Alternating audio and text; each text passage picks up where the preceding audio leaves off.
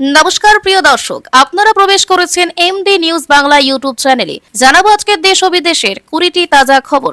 আপনারা যদি এই চ্যানেলে নতুন হয়ে থাকেন তাহলে অতি অবশ্যই চ্যানেলটিকে সাবস্ক্রাইব করে রাখুন। প্রথমে দেখে নেব আজকের গুরুত্বপূর্ণ হেডলাইন্স। 17 আগস্ট পাবেন অন্নপূর্ণার টাকা, সেপ্টেম্বর থেকে বদলে যাচ্ছে সময়, কি জানালেন মুখ্যমন্ত্রী। ডিনারি কারা ছিল, জেরাও করেননি, আরজিকর মামলায় সিবিআইকে তুমুল ভৎসনা হাইকোর্টের। 25 কোটির প্রতিশ্রুতি দিয়ে পরপর চেক বাউন্স, মহামেডান থেকে বিতাড়িত হুমায়ুন, অথই জলে ক্লাব। বিদেশি অনুদান নাকি আসন পুনর্বিন্যাস, জোড়া বিলে সমর্থন জাগানো নিয়ে শাখের করাতে কেন্দ্র। হাসিনার বক্তব্যে ক্ষুব্ধ আরেক পাকিস্তান বাংলাদেশ, দিল্লিকে বার্তা ঢাকার নেপথ্যে কোন সমীকরণ। দুর্নীতি মামলায় গ্রেপ্তার হতেই অপসারিত জেলা পরিষদের সহ সভাধিপতি সুজয়, শূন্য পদে এবার কে। আসন পুনর্বিন্যাস বিলে সর্বদলীয় বৈঠক চান রাহুল, ভদ্রতা করছি করাবার্তা কেন্দ্রের। এফআইআর মামলা তৎকালীন বিরোধী দল নেতা শুভেন্দুর মতো অভিষেক কি সিবিআই তদন্ত চান, হাইকোর্টে প্রশ্ন তুলল রাজ্য। বাংলায় 2 দিনে প্রায় 1,500 মন্দির মসজিদে লাউডস্পিকার অপসারণ। আধুনিক জাঙ্ক সাকশন মিশন চালু, কলকাতার পরিচ্ছন্নতায় নয়া উদ্যোগ পুরসভার। গ্রেফতার করা যাবে না সুমিতকে, শর্ত সাপেক্ষে অভিষেকে আত্মসহায়ককে সুপ্রিম রক্ষা কবচ। হরমুজ খোলা না হলে করা হামলা, অচল অবস্থায় মাঝে ইরানকে চরম হুঁশিয়ারি ট্রাম্পের। শুক্রবার নবান্নে শুভেন্দুর সাক্ষাতে যাবেন ঋতব্রতেরা। আরজি প্রতি জেলায় বিবেচনাধীন ভোটারদের জন্য ট্রাইব্যুনালের ব্যবস্থা হোক। রাজ্য পুলিশ ও লালবাজারের সঙ্গে সমন্বয় বাড়াতে সক্রিয় ইডি, দুর্নীতি মামলা তদন্তে গতি আনতে জোড়া বৈঠক। কাকুরগাছি ভোট পরবর্তী হিংসা, আসাম থেকে গ্রেপ্তার আরো এক ধৃতের বিরুদ্ধে 50,000 টাকা পুরস্কার ঘোষণা করেছিল সিবিআই। ইউনূসকে অন্তর্বর্তী সরকারে প্রধান করার বিষয়ে আপত্তি জানিয়েছিলেন সেনা প্রধান ওয়াকার, কি ছিল কারণ। স্ক্রিপ্ট বা টেলিপ্রম্পটার ছাড়াই উত্তর দিতে চেষ্টা করব, ইনস্টাগ্রামে তরুণদের কাছে প্রশ্ন চেয়ে মোদীকে খোঁচা রাহুলের। বিধানসভা কমিটি বন্টন নিয়ে বিতর্ক, আইএসএফ এর নওশাদ চেয়ারম্যানের পদ পেলেন, ক্ষুব্ধ কালীঘাট তৃণমূল। মালদহে 2 বাইক আরোহীর ব্যাগ থেকে মিলল লক্ষ লক্ষ টাকা, উদ্ধার 568 গ্রাম ব্রাউন সুগারও, তদন্তে পুলিশ। হুঁশিয়ারির পরে এবার ব্যবস্থা, তোলাবাজির অভিযোগ আসায় নিলম্বিতের সংখ্যা জানিয়ে কড়া বার্তা রাজ্য বিজেপি নেতৃত্বের। কাঁটা তার পেরিয়ে দার্জিলিং ভ্রমণ, বাংলাদেশের হিমালয়ের বুকে থেকে সোজা ঠাই হোল্ডিং সেন্টারে। মোদীজি স্বৈরাচারী হলেই ভালো হতো, প্রধানমন্ত্রী অপমানে ফোঁস করে বিতর্কে অনুপমা রূপালী। বিহার থেকে বাংলায় ঢুকে পড়েছিল পুরো গ্যাং, পুজোর আগে ওদের ছিল বিরাট টার্গেট। বিজেপিতে তোলাবাজির অভিযোগে সাসপেন্ড 22 নেতা, শোকজ করা হলো 250 জনকে। ফের বারুইপুর নাবালিকাকে শ্লীলতাহানির অভিযোগে আটক 2 নাবালক। প্রিয় দর্শক, এতক্ষণ শুনলেন সংবাদ শিরোনাম, এবার আসছি এক এক করে বিস্তারিত খবর নিয়ে। চলতি মাসে অ্যাকাউন্টে এখনো ঢোকেনি অন্নপূর্ণা যোজনার টাকা, তা নিয়ে ছড়াচ্ছে নানা বিভ্রান্তি।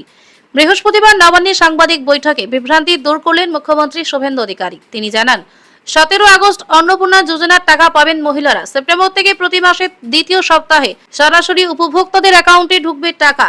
আগামী 10ই আগস্ট নারী ও শিশু কল্যাণ দপ্তরে মন্ত্রী মালতী রাভার রায়কে নিয়ে সাংবাদিক বৈঠক করবেন মুখ্যমন্ত্রী। কিভাবে ফার্ম স্ক্রুটিনি কাজ চলছে সেই সংক্রান্ত সমস্ত তথ্য সাধারণ মানুষকে জানানো হবে বলেই জানান তিনি।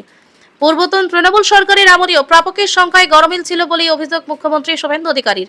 খতিয়ান তুলে ধরে তিনি বলেন, 2021 সালের সেপ্টেম্বরে 1,52,65,588 জন 500 টাকা করে পেয়েছেন, মাঝে বন্ধ ছিল। 2022 সালে এপ্রিল মাসে ফেব্রুয়ারি ও মার্চের টাকা একসঙ্গে পান।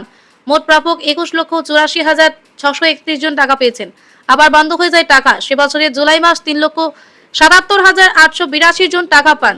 কথা যা দিয়েছেন সেই অনুযায়ী অন্নপূর্ণা যোজনার শর্ত পূরণ হওয়া প্রত্যেক মহিলা সরাসরি অ্যাকাউন্টে প্রতি মাসে 3,000 টাকা করে পাবেন বলেই জানান মুখ্যমন্ত্রী। তার দাবি, কোন প্রকল্পের কাজ শুরু হলে তা বাস্তবায়িত করতে কিছুটা সময় লাগে, সেই অনুযায়ী কিছুটা সময় রাজ্যবাসীর কাছ থেকে চেয়ে নেন মুখ্যমন্ত্রী। বর্তমানে অন্নপূর্ণা ভান্ডারে স্ক্রুটিনির কাজ চলছে, খুব তাড়াতাড়ি প্রত্যেক আবেদনকারীর স্ক্রুটিনি কাজ শেষ হয়ে যাবে। শুভেন্দু আরো জানান, গত 10ই জুলাই পর্যন্ত আবেদনকারী মহিলা আগামী 17 আগস্ট অ্যাকাউন্টে অন্নপূর্ণা যোজনার টাকা পাবেন।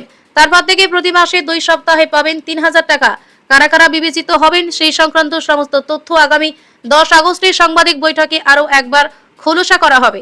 ওই সাংবাদিক বৈঠকে মুখ্যমন্ত্রীর সঙ্গে থাকবেন মন্ত্রী মালতী রাভারাই। ইতিমধ্যে অন্নপূর্ণা যোজনা নিয়ে কেউ বিভ্রান্তি ছড়ালে তার বিরুদ্ধে আইনি ব্যবস্থা নেওয়ার হুঁশিয়ারি দেন মুখ্যমন্ত্রী। আরজিকর মামলায় কলকাতা হাইকোর্টে ফের প্রশ্নের মুখে সিবিআই। বৃহস্পতিবার বিচারপতি শম্পা সরকার এবং বিচারপতি তীর্থঙ্কর ঘোষের বিশেষ ডিভিশন বেঞ্চে এই মামলার শুনানি ছিল। তাতে বিচারপতিদের প্রশ্ন, আর কতদিন সবাই বিচারের অপেক্ষা করবে? আগামী 28 আগস্ট মামলার পরবর্তী শুনানি। অভয়ার বাবা মায়ের আইনজীবী জয়ন্ত নারায়ণ চট্টোপাধ্যায় ও শীর্ষেন্দু সিংহ রায় এদিন আদালতে জানান, শেষ 2 বছরে সিবিআই কি তদন্ত করেছে তার স্পষ্ট রূপরেখা নেই। মায়ের বয়ান রেকর্ড করা হয়েছে, ভিডিও রেকর্ডিং আমরা দিয়েছি। শেষ রাতে 16 জন ছিল, একজন স্থানীয় ব্যাংক ম্যানেজারের টিআই প্যারেড করা হয়। তার পক্ষে কি সম্ভব? সিবিআই আমাদের অতিরিক্ত হলফনামা অনুযায়ী গেলে তদন্তে আরো কিছু উঠে আসতো। পাল্টা সিবিআই এর আইনজীবী ধীরাজ ত্রিবেদীর দাবি, জুনিয়র চিকিৎসক সৌমিত্র রায় তার সঙ্গে শেষবার ডিনার করেছেন নির্যাতিতা। তার বয়ান এখনো নেওয়া হয়নি। আমরা প্রতিটি অভিযোগ খতিয়ে দেখছি, আমাদের আধিকারিকদের কিছু ভুল হলে নিশ্চয়ই খতিয়ে দেখবেন। অভয়ার বাবা মায়ের আইনজীবী প্রশ্ন তোলেন, কেন ওই চিকিৎসককে জেরা করা হলো না? কেন তাদের গ্রেফতার করা হচ্ছে না? সিবিআই এর আইনজীবী ধীরাজ ত্রিবেদীর দাবি, গত 7 জুলাই সিট তদন্তভার গ্রহণ করেছে, তাই আরেকটু সময় চেয়ে নেন তিনি। এই কথা শুনে বিরক্ত হন হাইকোর্টের বিচারপতি শম্পা সরকার। তিনি বলেন, আপনাদের রিপোর্ট থেকেই তথ্য প্রমাণ নষ্ট, দেহ টেনে আনার উল্লেখ রয়েছে। এর আগে আমরা আপনাদের নির্দেশ দিয়েছিলাম, সেটা আপনারা নাকি বুঝতেই পারেননি। এই তো অবস্থা। ঘটনার দিন রাত থেকে শেষ পর্যন্ত কি হয়েছে পুনরায় জানান। আগে তদন্ত যা হয়েছে তা সরিয়ে নতুন করে তদন্ত করুন। এভাবে কতদিন আমরা মামলা বিচারাধীন রাখবো? সকলে বিচার চাইছে, কতদিন সবাই বিচারের জন্য অপেক্ষা করবে? যদিও সিবিআই এর তরফে এই প্রশ্নের কোনো সদুত্তর পাওয়া যায়নি। এই মামলার পরবর্তী শুনানি আগামী 28 আগস্ট। প্রসঙ্গত, গত 2024 সালের 9 আগস্ট আরজিকর সেমিনার হল থেকে তরুণী চিকিৎসকের দেহ উদ্ধার হয়। কলকাতা পুলিশের তরফে সঞ্জয় রায় নামে এক সিভিক ভলেন্টিয়ারকে গ্রেফতার করে কলকাতা হাইকোর্টের নির্দেশে তদন্তভার নেয় সিবিআই। সঞ্জয়কে যাবজ্জীবন কারাদণ্ডের সাজা দেয় আদালত। তবে নতুন করে কাউকে গ্রেফতার করেনি সিবিআই। অভয়ার বাবা মায়ের দাবি, এই ঘটনায় আরো অনেকে যুক্ত রয়েছে। সিবিআই এর ভূমিকায় ক্ষুব্ধ হাইকোর্ট। কথা দিয়েছিলেন ক্লাবের সব আর্থিক সমস্যা মিটিয়ে দেবেন, আর্থিক সমস্যার সমাধান করবেন, অন্তত 25 কোটি টাকা ক্লাবকে দেবেন। কিন্তু যাবতীয় প্রতিশ্রুতির একটাও পূরণ করেনি হুমায়ুন কবির, বরং তার সই করে একটার পর একটা চেক বাউন্স করেছে। এহেন পরিস্থিতিতে নওদার বিধায়ক ক্লাব থেকে তাড়িয়ে দিলেন মোহামেডান স্পোর্টিং। বৃহস্পতিবার জরুরি বৈঠকে বসে ক্লাবের কার্যকরী কমিটি, সেখানে সম্মিলিতভাবে সিদ্ধান্ত নেওয়া হয়। সভাপতির পদ থেকে সরানো হলো হুমায়ুনের। তিনি কথা দিয়েছিলেন ক্লাবের আর্থিক সংকট মেটাবেন, সেই প্রতিশ্রুতির বিনিময়ে সভাপতি কুর্সিতে বসে পড়েন। কিন্তু হুমায়ুন কবিরের কাজে ক্রমে অত্যধিক বিরক্ত হয়ে পড়েন মোহামেডান কর্তারা। শোনা গিয়েছিল হুমায়ুনের সই করা চেক বাউন্স হয়েছে, সেটা একবার নয়, টানা 3 বার। গোটা ঘটনায় মোহামেডান কর্তাদের মধ্যে অসন্তোষ বাড়তে পারে। সোমবার তাকে আইনি নোটিশ পাঠানো হয় ক্লাবের তরফে। নোটিশের সার মর্ম হলো, বিধায়কের সই করা চেক থেকে অর্থ মেলেনি। এহেন আচরণের পর ক্লাবের প্রতি হুমায়ুনের উদ্দেশ্য নিয়ে প্রশ্ন উঠছে।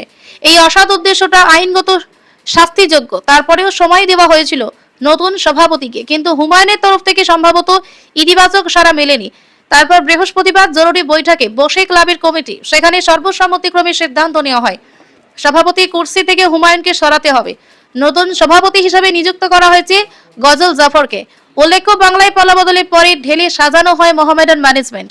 ক্লাবের সভাপতি পদে বসেন নওদা এবং রেজিনগরের বিধায়ক। দায়িত্ব পেয়ে তিনি বলেছিলেন ক্লাবের 13 কোটি টাকার দেনা মেটাতে সাহায্য করবেন। তারপরে শুরু চেক বাউন্স পর্ব। মোট 1.5 কোটি টাকার চেক দিয়েছিলেন হুমায়ুন, কিন্তু ক্লাবের কোষাগারে একটি টাকাও ঢোকেনি। এহেন পরিস্থিতিতে ক্লাবের জরুরি বৈঠক ডাকা হয়। হুমায়ুনকে আমন্ত্রণ জানানো হয় সেখানে, কিন্তু বিধায়ক আসেননি। অন্যদিকে টাকা কবে পাবো পোস্টার পরে মোহামেডান মাঠে। কমিটির সিদ্ধান্ত নেয় সভাপতি পদ থেকে হুমায়ুনকে সরাতে হবে। ক্লাবের জেনারেল সেক্রেটারি ওয়াসিম আকরাম বলছেন, সংবিধান মেনেই সিদ্ধান্ত নেওয়া হয়েছে। হুমায়ুনের মতো সভাপতি পাওয়াটা মোহামেডান ক্লাবের ইতিহাসে কালো অধ্যায় বলে জানিয়েছেন তিনি। যদিও ক্লাবের সামনে এখন বিরাট আর্থিক সমস্যা, যা মেটার আশা কার্যত নেই বললেই চলে। জোড়া বিল দুটোই পাশ করিয়ে নিতে চায় মোদী সরকার, কিন্তু সেই নিয়ে খানিকটা শাখের করাতের মতো পরিস্থিতিতে কেন্দ্র। সূত্রের খবর, ফরেন কন্ট্রিবিউশন রেগুলেশন সংশোধনী বিল 2026 পাশ করাতে কোনো সমস্যা হওয়ার কথা নেই। কিন্তু এই বিল পাশ হলে একাধিক বন্ধু মনোভাবাপন্ন দলগুলি রেগে যাবে। তখন আসন পুনর্বিন্যাস বিল নিয়ে বেঁকে বসতে পারে তারা।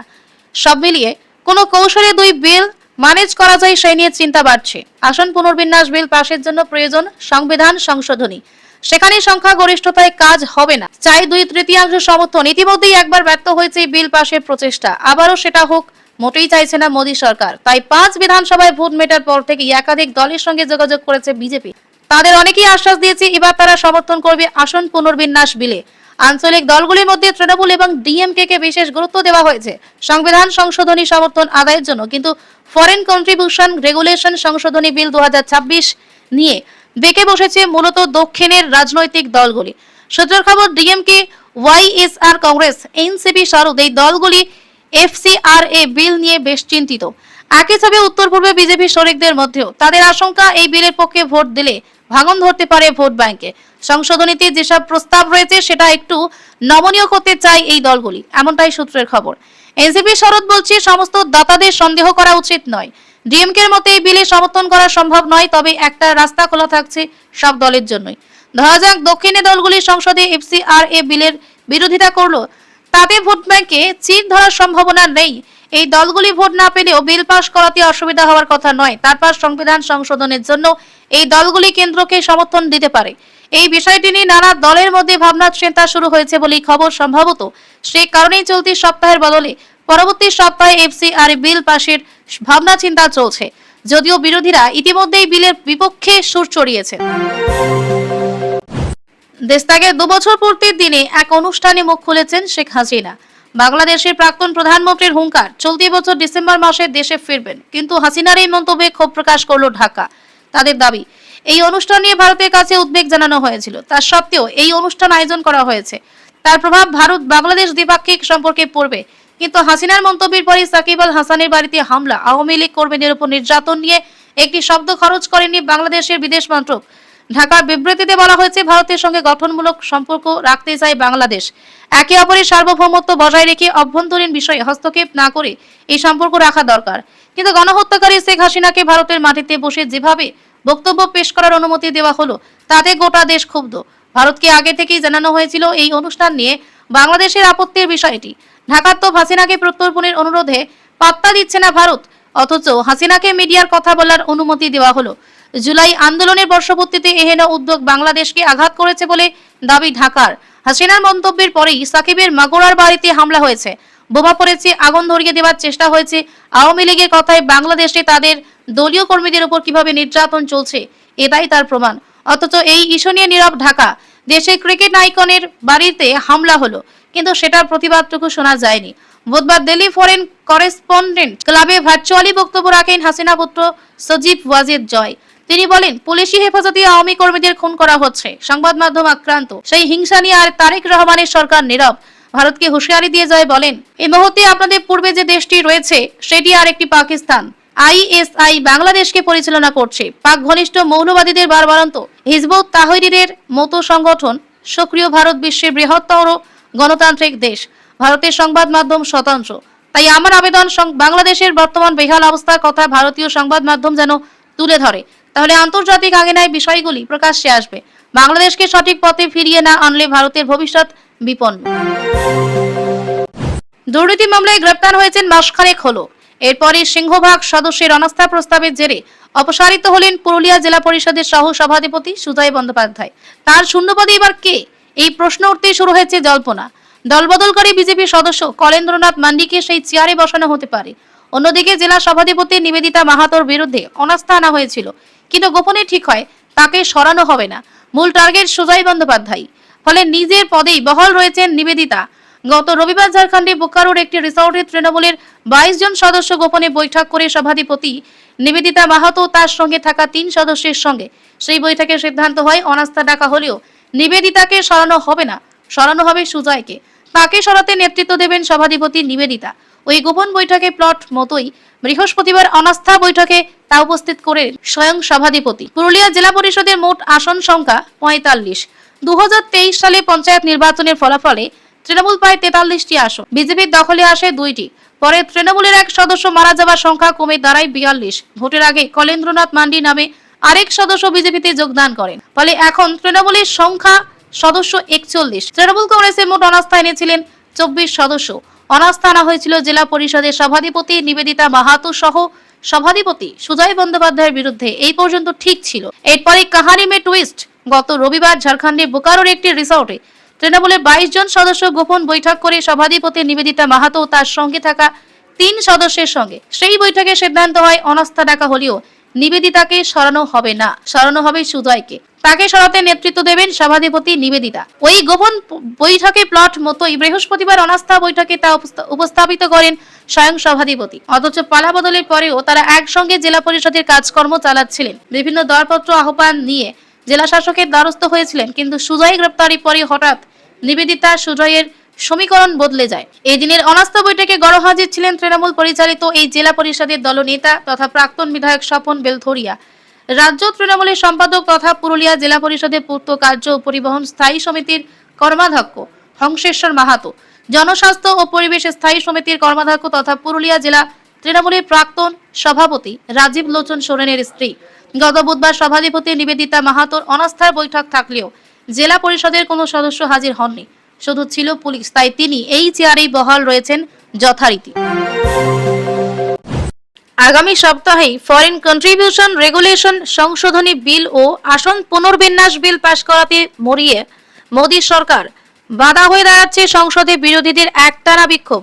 অচল অবস্থা কাটাতে বিরোধী দলগুলির সঙ্গে কথা বলছেন শাসক দলের নেতারা। বুধবার রাহুল গান্ধীর সাথে দেখা করেন সংসদ বিষয়ক মন্ত্রী কিরেন রিজিজু।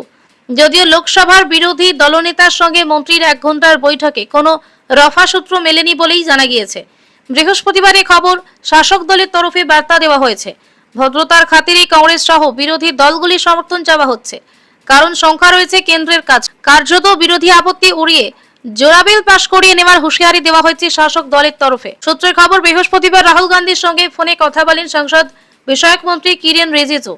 আবারও জোড়া বিল পাশ করানোর বিষয়ে সহযোগিতা চান তিনি। জবাবে কংগ্রেস নেতা সর্বদলীয় বৈঠক ডাকার পরামর্শ দেন।